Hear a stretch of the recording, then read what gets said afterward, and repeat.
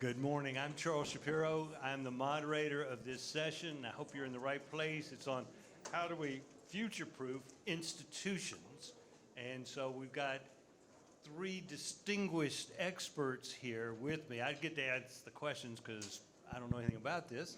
And each of them deserves the full session, and we've got three of them on a panel. So this is going to be great. We're going to try to talk for a few minutes and then answer questions from the audience for a few minutes. So be thinking of the questions you want to ask. And I'm going to let each of them give y'all the one sentence. You know, their full bios are on the website, and I'm sure you've all read it and memorized it. But just in case, Gigi, tell us who you are. Hi, well, good morning. I think it's still morning, everyone. My name is Gigi Liggins, and I'm a newly senior director at FICO in client services. Okay, say that again. FICO. At FICO. Everybody knows FICO, right? Everybody knows your FICO score, okay. In one sentence, I serve a group of really phenomenal professionals who work with the mid-market banks here in the U.S. and Canada. It's about 9,000 institutions. And we help them understand FICO scores, how to leverage our products to help them meet their business goals and objectives. That was perfect and succinct, Gigi. It was Thank a long you so sentence, much. but okay. Dr. Brown. All right, we're coming down. Okay. So I'm Mark Brown. I'm the president and CEO of Tuskegee University. I should do that. I might have a few alumni out here. And it's an honor to be with you all. And what do? I think, we are the pipeline for the 21st century leaders. And back home in Alabama right now, they're working on how to solve complex problems for the world, which is what our students do. So I look forward to sharing all of that with you all in discussion today. Marion. I do nothing to get a hand clap, so can I just get one anyway?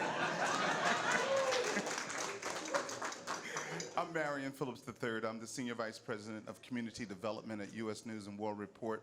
My entire background is really working and bringing coalitions of people together, looking at ways to help your business, and this is what I do with business expansion, but from a community side, looking at large-scale projects throughout New York State, where we've looked at UBS Arena, Atlantic Yards, and the just opened National Urban League headquarters. So I'm really working with those communities on how to make sure the entity and the community are neighbors. Okay, so we are all here because our predecessors 20 years ago future-proofed these institutions so they're still here, because there's plenty of businesses, there's a number of colleges and universities, and a whole bunch of media companies who are no longer with us, right?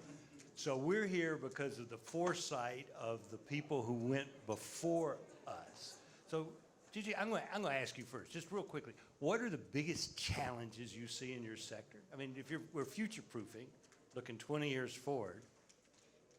What are the challenges? What are you looking out for? Okay, that's a good question. So as I shared, my team, we support lenders in the kind of community bank, credit union space, right? 9,000 organizations. And from a future-proofing of an institution, it's like, how do we help them from a FICO perspective stay relevant and stay providing services and products to the communities that they serve? And, we heard this earlier in the executive breakfast about access and access to information. But we have to make sure that we're able to transition that access to real mobility, right? And I'm sure we'll hear from my colleagues here on the panel later about programs that they're doing in their communities. But one of the things that we really need to make sure is that the lenders in those communities can remain. How do we keep our community banks standing? How do we keep our credit unions standing? And so those are some of the things that we're looking and thinking about when it comes to future-proofing institutions. A program that I'm really excited about is our Lenders Leading Financial Inclusion Program. And why am I excited about it? Because we're getting in the hands of those lenders alternative data scores, right? We've heard from the market, we need more. We need to lend deeper to our communities. And how do we do that? Well, we need to go beyond the traditional FICO score, right? I've been at FICO almost 10 years. I've heard everything from consumer complaints to business complaints, and we hear you. So that's what we're doing, is really focusing on making sure that we're supporting the lenders who then support the consumers in that community. I'm excited about that. Mark, you've got a demographic challenge you've got to deal with. The number of high school graduates is dropping every year just because of lower birth rate. So what are the, you've got pressure from the federal government that's cutting back on money. You've got a whole bunch of pressure. What are the biggest challenges that you face? Yeah, we do. We continue to have a lot of pressures, but I will tell you that something has been consistent, and it is how do we educate at the speed of relevance? And what do I mean by that is, and the federal government, you can hear them say this often, is that education is very expensive. Is it a good proposition anymore? Is it better to just go to a trade school, as an example? You hear these kind of conversations all the time. So I think the challenge of my university, and I believe it's the challenge of higher education, is, are you relevant? Are you educating your population, your demographics, on something that will give them social and economic mobility, making the investment and the time worth it? I think that's our challenge. And then the ball moves, right? And so training on what was relevant 25 years ago and getting a great degree in that and not being able to use that economically upon graduation is not a good proposition. And so we have to update, we have to modernize, we have to look where the puck is being hit and make sure the things that we are offering will definitely make a social and economic difference to that student. Therefore, the value proposition for going to school is worth it. But I would just end by saying it's not new. 144 years ago, when Booker T. Washington showed up in Alabama and lived out in the shanties to sea, he said education can't just be relevant. I have to give you a trade as well, because these people, these at the time newly freed people, have to be able to take care of themselves socially and economically. And so he combined the trades and education, the hand, the heart, and the head. We're doing that with a 21st century model today, but the same thing is relevant. Miriam, probably no business has changed as much in the past 20 years as the media business. The newspapers that we all grew up with are Atlanta Journal Constitution is going to stop publishing a hard copy on December 31st, but at least they're still in business. We have a local paper. And you've got a whole bunch of new people who call themselves media, who are, in fact, the media that I look at in the morning. I bet you do too, on my phone. What are the biggest challenges you face? I think two things I want to say. One, don't do what Kodak did.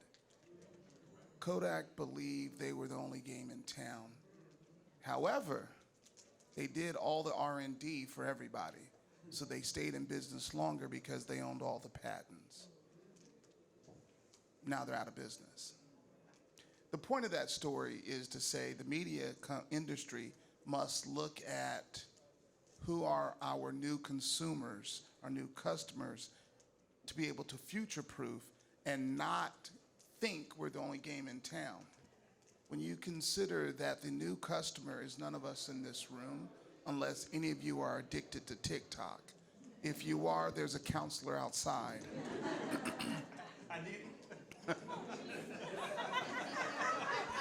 Bring that person in. Right. The reality is young people, and when I say young people, that 20 to 30-year-old crew gets their news off of social media. On average, they read 3 to 4 articles from 3 to 4 different sources. So right there, all of us are out of business. Then you have the local issue, which you're mentioning about Atlanta Constitution. The New York Times is the biggest media company as relates to news. They have one of the smallest local. In their name, it says it's us New Yorkers. I'm not knocking them. Do not misunderstand me. You must read it because that's probably one of the last newspapers where you can get true news. And if I ask you all for $100 to name me 7 newspapers that actually report locally, nationally, and internationally, that's all evergreen content. If you can answer that question, you're in the same business I'm in. But we've got to look at our customer. What are they reading? What do they consider relevant? And how do we communicate to them? Every media company has an Instagram page, a LinkedIn page, a TikTok page. Why? Because we also do not need to go have, I was a delivery boy of newspapers in the morning. There are no more people throwing newspapers in your yard. It is TikTok. So we all have got to figure out, how do we reach the new reader? How do we make it relevant? And then the most important part as this conversation continues is, how does the media own its responsibility and right that was granted to us in the U.S. Constitution? And we'll talk about that later, but that's the piece. You got to understand who you are, what you're doing. You're educators. You're educating. You're helping the finance and people. We've got to understand our responsibility and not cower to people. That's great. Okay, did you hear round 2? Okay. What do we need to do to get great business ideas funded? Oh. So we get new businesses, not yesterday's businesses, but new ideas. The graduates of Tuskegee, they need funding, and they got no access to funding because they don't have a business yet. So what do we do? I have some ideas. So I think I'm going to first just kind of circle back on what Dr. Brown said about that value proposition from being educated, and like, what's it going to do for me? What am I going to learn? And I'm a strong proponent of education, and I do feel like you are going to come out of college excited and have all these ideas. Maybe you go into the workforce, or maybe you start a business, right? So how do we support that? 90% of businesses here in the U.S. are micro businesses, right? And I spend a lot of time with small banks who tend to lead the charge, MDIs, CDFIs, in small business funding. And they're telling me over and over, we have to be able to do this a little bit faster, right? How do we do that? And I'm going to have to spend a lot of my time looking at the personal guarantor anyway, so how do I do that? And that's cash flow data, right? So it's not new. We've been hearing about this for a couple of years, and I'm excited. We just announced a partnership with Plaid, which is embedded in 12,000 institutions here in the US. So how do I support that young entrepreneur or older entrepreneur, more seasoned entrepreneur, but who's coming to their lender and has no business credit? Is I need to support that bank, right? I need to support that lender. And we're really excited to be able to do that with alternative data, and particularly making sure that they have access to cash flow data. Do you guys know what that really is, though? Like, am I just, okay. Let me explain, because I was like getting a little bit of dead face. Let me explain.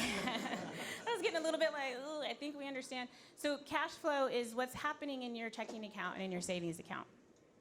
And the FICO score on its traditional kind of morals looks at credit bureau data. But if you want to go beyond that, and your bank's already looking at your banking behavior. They are, 100%, right? When you apply for credit, they're going to look at, like, are you negative? Do you have money in there? What's your savings account? But when we're able to take cash flow and look at it from a credit worthiness standpoint, what we're looking at are what are the trends in that account. We're not looking at where you spend your money. We're looking at, is there money left at the end of the statement cycle, right? And then most of the time, if I'm trying to start a business, my bank account is in a relatively healthy space. May not have a lot of money left, but I'm not going in negative, right? What if I could use that data, add on to your traditional FICO score to help you get that loan? That's what cash flow data is. And to be able to partner with an organization like Plaid, who's already embedded in so many institutions, is huge for us. So that, I think, is how we're going to be able to support these ideals, right? I'm coming out of school, or I'm just starting a business at whatever stage you are in life, but I need to be able to get access to capital. And we have to think outside the box. It's already happening. Fintechs are doing this at like insurmountable speed. I want to make sure that those community banks, those credit unions that are serving those communities are also in a position to do that as well. When I used to be on the board of a local college, and when I would go to graduation, and you see everybody wearing the robes and the hats and all the regalia, you realize that universities haven't changed much since the 16th century. I mean, professors in a classroom lecturing to students. What is Tuskegee going to look like in 10 years? And how does faculty tenure, you say you need to constantly update, but you've got the teacher teaching German when people want to learn Chinese, or Chinese when you've got more demand for German. How do you deal with those issues? Yeah, I think that's a great question. So, you know, at Tuskegee, and I will say in education, because I believe this is true across the board, what we've got to do is reduce the differences and the gaps between the workforce and the classroom. And you know, we have great ways to do that, but you know, and some of you may be in industry, are you willing to invest in that? I'll give you some examples. So we have exchange programs where at times a scholar will be in industry, and a person in industry will be in higher ed. And I know many of the folks in higher ed do that. That's incredibly important because it refreshes the difference in just a mundane classroom and a work experience. We have a new requirement which says to graduate from Tuskegee, you will require not just a degree, which traditionally you did, you will require at least one internship, and you know, a certification, because that's a growing requirement. That's a ready student. But more importantly than a ready student, that student knows early on what they want to do in industry. The fallacy, to your point, will be if everything they learned in that classroom is no longer used. You will not be relevant. That's going back to my earlier conversation. You will not be relevant. And I'll propose to those of you in industry and in banking and in other parts to think of this for a second. Is that education or that future student for you an investment, or is that a sunk cost? Who needs who? And so if you see it as an investment, wouldn't you invest on the front end of this with the student so that those attrition and all that unfit that you have in that first 3 to 4 years of employment you can not have because you've done the investment on the left-hand side of that equation?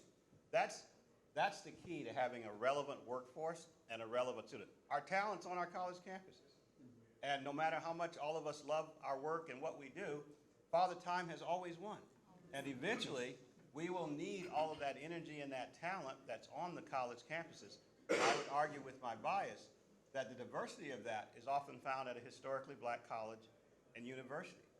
A large swath of what? Society. And so I think the investment should be on the front end. The last example I'll give you is I spent a number of years in the United States Air Force. You go to the Service Academy, it costs you nothing, but you give them 6 years. If you're not ready, you're in a prep school, and then you're made ready before the first year, but it costs you nothing.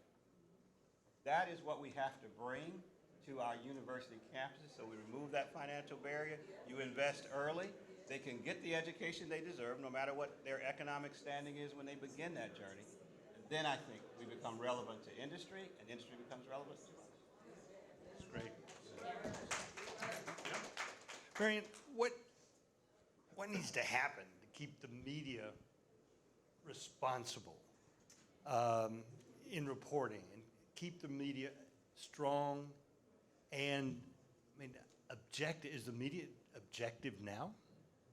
Can I get questions like they have? I was like, oh, that's so hard. No, Let me tell y'all what cash flow is.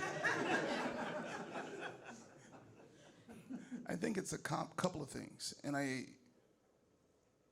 it's a great question. It's a large question. I think it's a couple of things. One, the media needs to stay together and bond together. When you sue, you got to jump in and write the writ or the whatever it's called to the court on her behalf. I think the media has to stick together. The second thing is the media. I'm sorry. What does that mean? Okay, so when the, So, when the president insults a reporter, no, seriously, when the president insults a reporter, what should the other reporters in the room do? So that's a great example. If the president says that, who do you write for? Fake news. And you're a dumb reporter. It's a stupid question. And it's a stupid question. You've got to ask the same question. And then who do you work for? Fake news, dumb reporter, stupid question. You've got to ask the question. The media at that level, core level, needs to stick together. When you have certain governments, state governments, city governments suing media for various reasons, again, all the media needs to jump in and support the other media partners. That's one thing the media can do to make sure it stays strong. But more importantly, the media needs to stay true to who she is, which is it's an accountability check on our society, not just our government. It's on all of our society. And what needs to happen is everyone in this room needs to stop it. Y'all stop it. Reading to confirm your own views. When you stop reading to confirm your own views, everybody else will start being objective again. And I will tell everyone, all my friends in New York City, the liberal ones and the black ones, will say to me all the time, why do you read the New York Post? It's garbage. Well, it's one view, but they also have the best sports section. So then you got to read the Daily News. Then I need to read the New York Times. Then I need to read, I'm the wrong order. I start off with U.S. News and World Report online. Of course, as we all do. So silly of me. And then you need to read all of these sources, because as long as you read and view one source, they will go up in clicks, they will go up in ratings, they will continue writing to appease you, and objectivity is gone. So it's really a matter of the public needs to demand objectivity by y'all stop it, reading the one source you like. When I started in politics, there was a gentleman by the name of Ronald Reagan was president. And you just as young as I am. And someone said to me, as I was all of 23, you've got to read 7 newspapers. And I thought, boy, that's stupid, right? See, you still do it like I do. I said, okay, I'm trying to be like him. That was James Baker who told me this. Every day I'd go in the office, I was in politics, go in the office, I'd grab every paper and read them before everybody else got there. So I could say I read 7 papers. And then one day he says, well, what did you read? I told him, you forgot the comics. That's editorial back then. You forgot the op-ed. This man just tacked on 30 minutes to my day of reading. But again, I think it's a matter of the media needs to stick together at the core level, base level. I think the media needs to be objective, and you need to hold the media accountable. And you need to read all the sources. And then the final piece is we need to now, I'm not advocating go back to printing newspapers. It's not what I'm saying. You can do this all online. I read all my 7, I'm a little bit over 7 now, all online. I have subscriptions to several newspapers, other news sources, and magazines, all online. Many of them are still free because that's just how the system works. But it's really a matter of the media working together and the responsibility to hold you accountable as well as government accountable. And it's just the necessity. And when I say the people, what I mean by that is when the media became biased in how they reported a murder, the people said something. Have you noticed now people who attempted or were accused of murder are no longer described by race. Now, every now and again, they get cute and describe them by neighborhood. But the public demanded that change. But it's really a matter of the media being held accountable and holding you accountable. So I think it's a combination of all of those pieces. I got one last round of questions and questions from the audience. Will be thinking this is going to be the shortest one, shortest answer. How is AI going to impact your industry, Gigi? you got to go now? Right.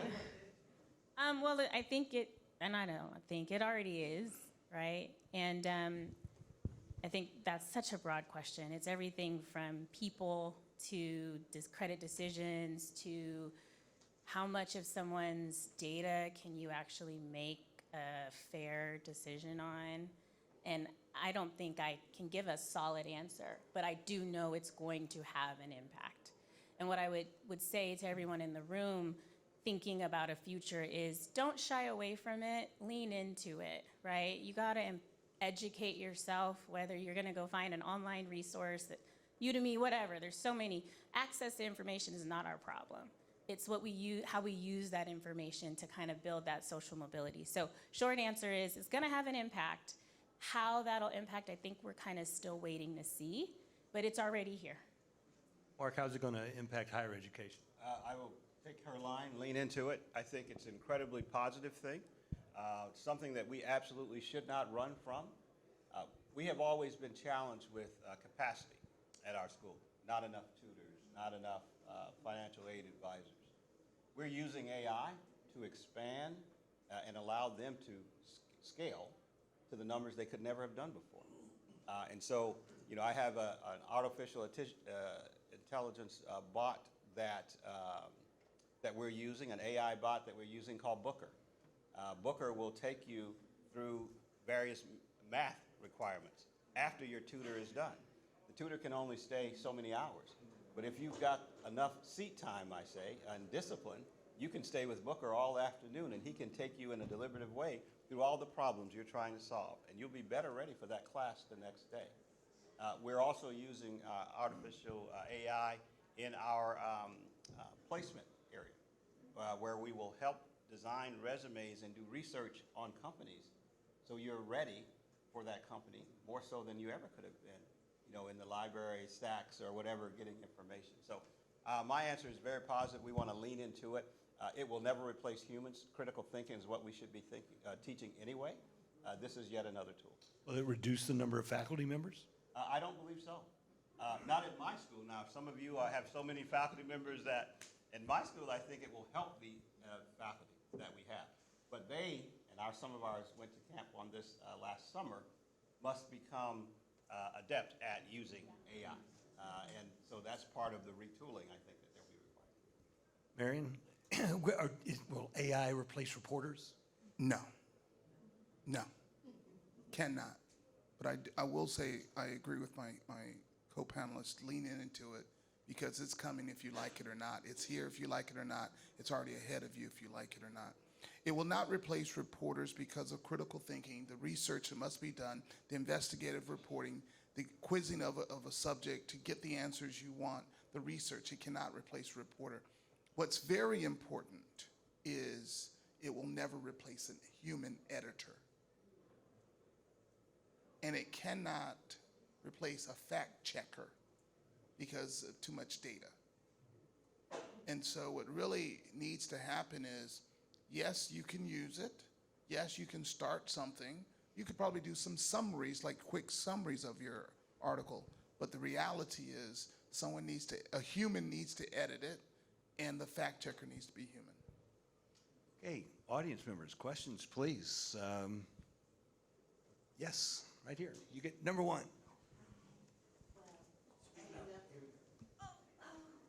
Hi. Hi. I actually have two questions, if that's okay. My first. Yes. Gigi, my question is for you. I know you mentioned a lot of potential for the future on how in-depth we're going to get with looking up credit and making credit worthiness. Mm-hmm. What are some things that a small business can do today, or a newly started small business today, to help get financing, because it's a big struggle in the community? It is. So I'm going to speak not as an expert because I'm actually not a lender, but I work for FICO, which kind of is adjacent to lending. But what I hear is, one, make sure you have a good relationship with your financial institution. And I would say from my work working specifically with like MDIs and CDFIs, also look there, because I think they are really in the best position for that small business starting. And whether they are, I mean, I'm hearing stuff about some lenders not even looking at credit. We should all look at credit because I work for FICO.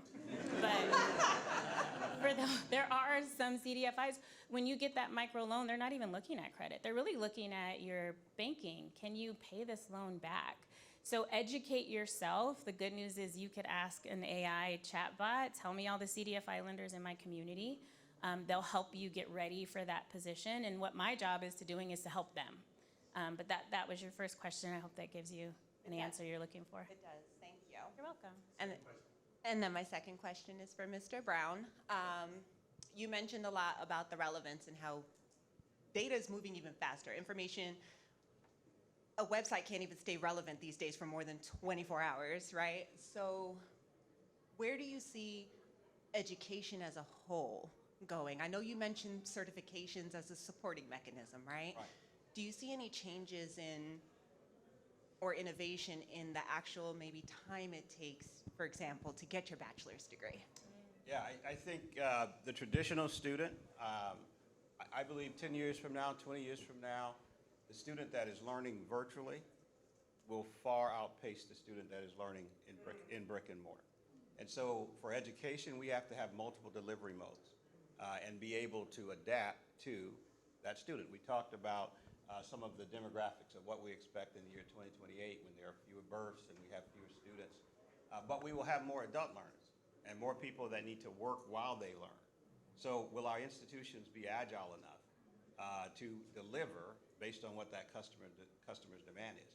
And then the other thing I think that's so important is that we don't get stuck on a particular degree as much as we get stuck on the ability to do critical thinking. As you notice, the tech industry, we're a STEM school, the tech industry, some of the biggest layoffs 3 years ago was in the tech industry. So if you had only learned to do that one thing and not the critical skill of critical thinking, you probably were in a bad situation. So we want our students to be able to think critically, solve problems, be resilient. All of those things, I think, are a part of the product, and be financially literate, by the way, are all of those things that need to be a part of the product that we produce. And that's how education has to look at its role. Does Tuskegee have online students now who don't come to campus? We do. We have a hybrid where students can learn both ways. But in the future, the very near future, we'll have the Tuskegee University Global Campus. And so we will come to you, I'd like to say, wherever you are and allow you to skill. If you want to enroll, talk to us, because that's our point, is to go where you are and tailor our services to what the student needs. Great. This young lady here is next. Or at least I saw you next. Apologize. Thank you. My question is for Marion.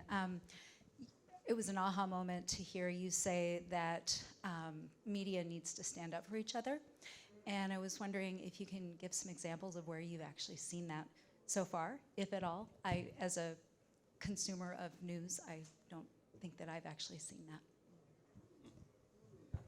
My smile is,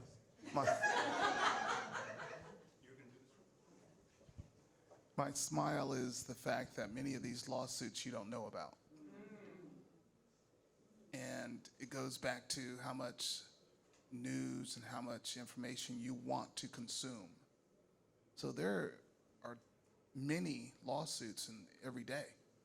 Let me rephrase. There are many lawsuits that occur where people are challenging the media that you don't read about. And so that's one example. I can't give you the example because it may and just tell you about who you're reading. So, but there are many. And then I think where you do see, if you look at the press conferences, the president's press conferences, the Department of War's press conference, Peter Hegseth's press conferences, where they're very contentious, you will see reporters standing up for themselves, standing up for each other. It's difficult to stand up for yourself when you're being berated and told to sit down. Yeah. But you will notice another reporter will grab the same question. And in some instances, I have no proof because I'm not in the room and I don't know each person. But in some instances, you must assume those are the same questions all of you have. But they will pick that up. I think that's the best example, best answer I can give you. Okay, please. Got a whole bunch of people over here. Thank you all very much. John Moy with the Urban League here in Atlanta. To the president of Tuskegee University and to Marion and to others. So with the emergence of other nations on the world stage and actually, we're in a more competitive global environment, what is it that keeps you up at night in terms of remaining competitive?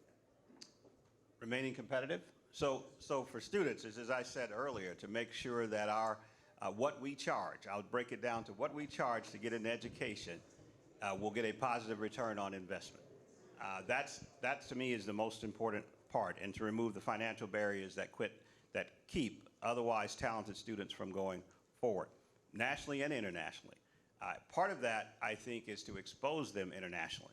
And so, in fact, in a week, I'm headed to Liberia to recruit on the continent of Africa, and this is our second trip doing that. The reason is because my own educational experience was greatly improved as a freshman at Tuskegee, because there was a floor that was our African students whom I met and grew with and became, I think, broader in thought. So what keeps me up at night is, can I make them competitive nationally and internationally by broadening their thought while they're in this great developmental state? And can I remove the financial barriers so that doesn't keep them from reaching their destination? What keeps me up at night is, how do we create and develop new streams of income? Since none of you are reading at the same rate or subscribing at the same rate, it's not only about delivery, but how do we create other streams of income? I'm grateful that you did not say our rankings bother you. But our rankings is a source of income. Our best colleges, our best hospitals, best businesses. And so those are sources of income. How do we create new streams of income that inform the reader, inform the customer, that enhances every experience people have with what they're interacting with? Right, with Wordle, yeah. New York Times bought The Atlantic, right. I mean, The Athletic. They don't have a sports section anymore. Thank you so much, guys. This has been wonderful. The question I have is for Gigi. I'm at Atlanta Metropolitan State College, just 5 miles down the road. We have a plethora of young adults who come to us, and I don't believe they really understand FICO. Does FICO generate programming that you do at a collegiate level that we could talk about after this meeting? Oh, I feel like that was a planted question for my colleagues over here. 100%. We have, so I specialize in kind of like, how do I educate the lenders? But part of FICO's commitment to financial inclusion is also supporting consumers, and at every level. And we're really starting to go from high school all the way up to adulthood, and maybe even lower than that at some point. So yes, there's 2 awesome women sitting right here that I will connect you with post this session.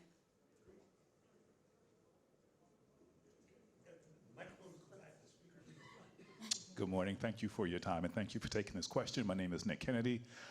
As a technologist, I love the fact that everyone's talking about automating and leaning into ChatGPT and AI, but as a humanist and as a sort of realist, to me, technology is almost like a tsunami, right? And so by the time you see the tsunami, it's inevitable and it's here. So my question is, in keeping in theme with the conference, what do you see as what's coming after this current wave of technology? So when I was a child, you go to a market, there's a cashier at the checkout counter. Now you go into the same store, they're all automated. But on the other side of that, there's going to be a clamor for human interaction again. So how do you all envision sort of the next chapter after we get past this current chapter? Yeah, I can start with that. So that's a great. I will tell you what's even current in the next chapter is a deficit in soft skills. So who will manage? Who will lead? Who will bring colleagues together? Who will do things like put on these kinds of things? Who will have those kind of skill sets?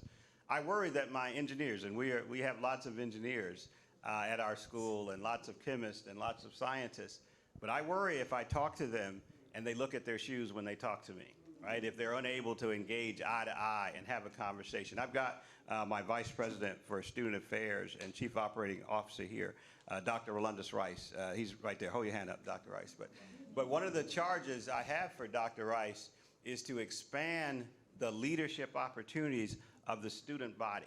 so that the soft skills, they'll be ready with these soft skills. Because technology, I truly believe, and I believe in technology, it's only going to take us so far.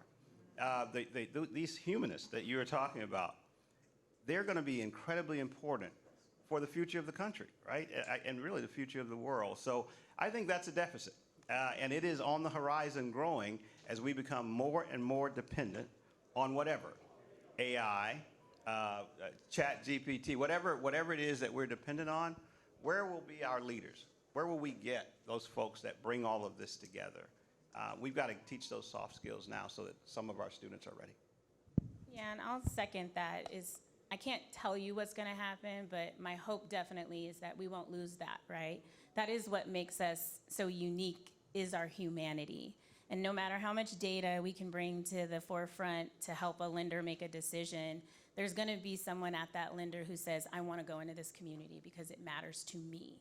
And it doesn't matter about what the data says, but because it's important, I see the people there, I see what we need to do. And I imagine and I hope that that will always continue going, right? And that's how we stay relevant for sure, is to continue being human, to have relationships with people, right? Go back and meet your bankers, especially, even if it's at a large bank, go actually start to build some connections and maintain that humanity very intentionally. I think there's a very weak study that just got released. They described it as weak because it was not independently verified. New York City schools and I think it was Buffalo City schools. New York State passed a law that there are no phones in schools during the school day. And so those two no phones at all? No, you bring your phone to school, you put it in a pouch, and then that's it, and the pouch locks, yeah. And the first thing they did in New York City schools, I can speak more about New York City since I lived there. They had to teach soft skills for 20, 30 minutes a day in homeroom. Hi, how are you? Yeah. Like teaching young people how to say hello. Not like this, like this. And so the study says that there has been increased awareness, paying attention, easier being able to teach. Now it's weak because it's not been verified, it's not independent. But the idea that the principals and the teachers are seeing a change in young people, I think it's a starting point, and I think the data will bear out in 2 years. I only say 2 years not because I'm a sociologist. I say 2 years, you just need some time to see the change, see the scores, see how young people are interacting, how do they act on the playground. I think all of those pieces, not an educator, so yeah, talk to him about the research, but I would dare say it's going to take some time. But they are seeing it after the first 3-4 months. Are y'all okay if we go an extra 5 minutes? I'll make mine Okay, super this is the 5 minutes of short questions, short answers. Okay. Only one panelist will answer, okay? Oh, gosh. So everybody gets to ask. Okay. Ooh, okay. Whoever is wanting to answer. But first of all, my name is Victoria Smith. I work at UNCF on the Institute for Capacity Building teams. So blessed to wake up every day to think, what does the future of our HBCUs look like? So my question is, relevance has come up a lot. And I did want to know from everybody really quick, but one person wants to choose. What do you consume to stay relevant? So what are you watching? Who are you listening to? And things of that nature that's inspired you and helps you stay relevant. So that's what I'm saying. It's hard to pick one person. No, that's a great question. So what I do every morning, early morning, is read. I read as much as I can. So if you want to send any free prescriptions, I'll take a subscription. Because you said you're 7, but is there anything in particular that you're like, I get up every day? For me, I do a subscription. I listen to the daily every single day. I read the Wall Street Journal. I read the Wall Street Journal, USA Today, and I read the New York Times and the Washington Post. And I would tell everyone and all of our students, as many other faculty members as I can, read with as diverse a group of sources as you can.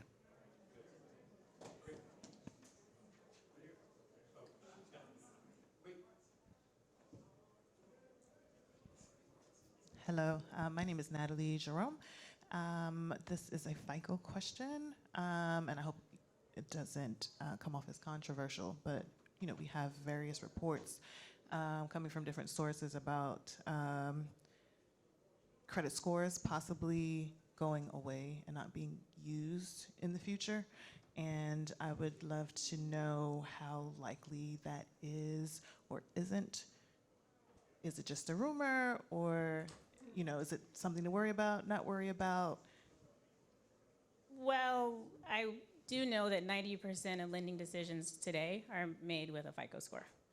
So I think where there's some misnomers here, particularly when you're looking at large financial institutions, it's not really easy to take that out of that underwriting process. There are regulations and systems in place and products. You can't say, let's get rid of a credit score, and then 2 weeks later, it's gone. That just fundamentally is not possible because it is so baked into our lending community. With that being said, though, I think that we will see more and more interest in alternative data to lend deeper, to augment what we already have, as opposed to take it away. And one of the things we got to talk about really quickly before was what was the kind of foundation of FICO? It was to make faster lending decisions. So if you take away a FICO score, there's still gonna be something else to replace it to keep the speed. You go and apply for something, you want a decision in moments. How is that gonna be fair and objective and fast?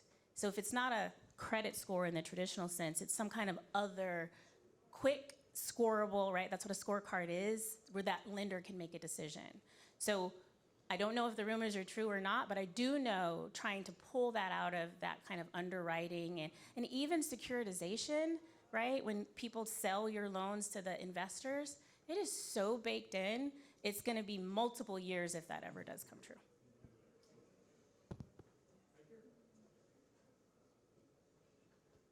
Hello, my name is Amisha, and my question is for Marion. So it really struck me when you said that journalists have to come together to combat what we're seeing right now.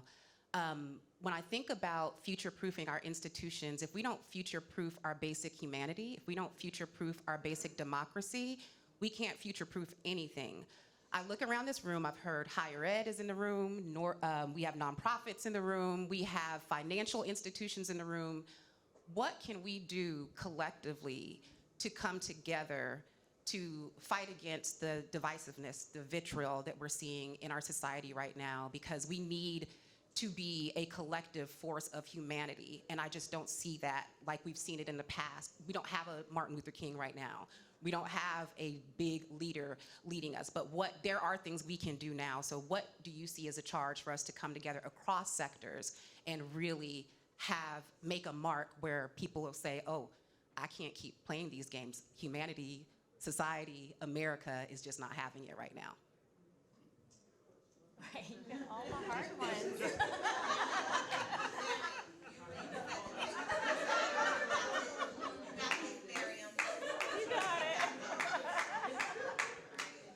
We are in the South, right?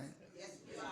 If you're Jewish, go to Shabbos on Friday. If you're Muslim, go to Juma on Friday. If you're Muslim, go to Shabbos on Saturday. Go to church on Sunday. We all need a North Star. Since you didn't ask me a media question, I'm going to go on the other side. But I think we all need a North Star of some kind, and we need to all learn how to respect one another. We need to literally start understanding the need to say good morning. So that's just the core of that. I also...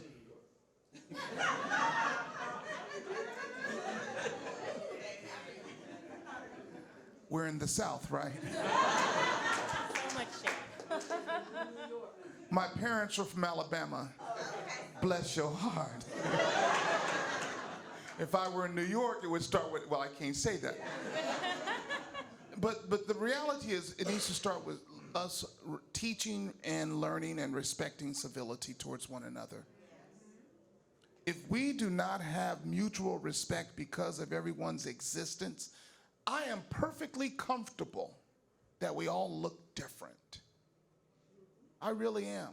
When the person said, you said people looking at the shoes, I look, I know what brand you have on, I don't know that boot brand. I'm a shoe fanatic. I hairdos.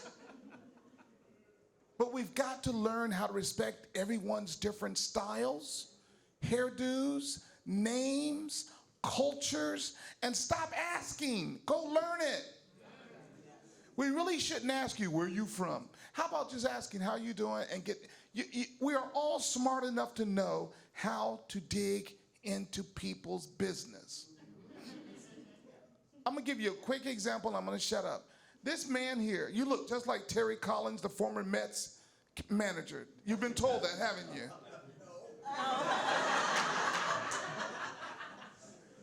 He even sounds like Terry. I'm a Mets fan. But the point of it is, there are many, I am every year.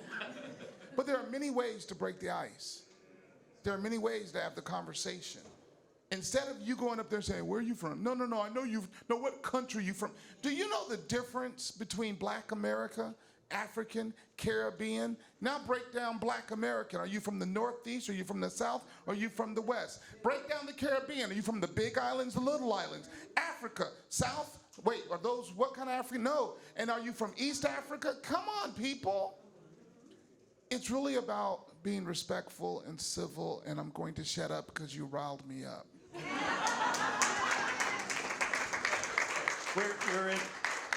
Our time, unfortunately, is ended.